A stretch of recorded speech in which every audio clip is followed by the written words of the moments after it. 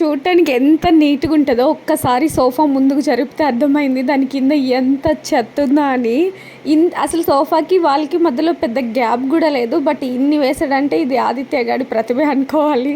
అసలు ఒక మైక్ కోసం ముందుకు జరిపాము, ఎన్ని సామాన్లు దొరికినాయో దాని కింద అండి, ఎంత చెత్త ఉందో.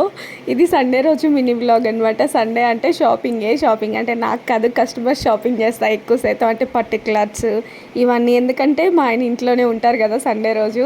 సో ఇదొక శోభ అదొక శోభ, రెండు శోభ షాప్సే. బట్ చాలా రెగ్యులర్ కస్టమర్ నేను. కొంచెం తక్కువ ప్రైస్కి కూడా ఇస్తారు అండ్ చాలా రెస్పాన్సిబుల్గా ఉంటారు ఒకటే షాప్లో ఉంటే.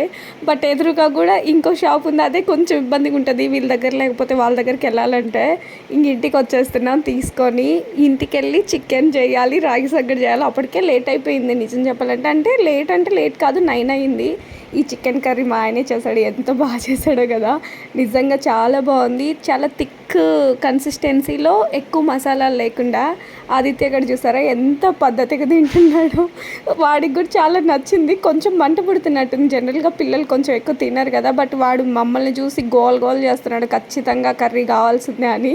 పీసెస్ వేయలేదు, ఎందుకంటే పీసెస్ వేస్తే అన్నం తిండు, ఉట్టి అదే తింటాడు. అండ్ రాగి సంగటి చికెన్ మా ఫేవరెట్. మీలో ఎంతమంది ఉన్నారు దీని ఫ్యాన్స్? Please subscribe.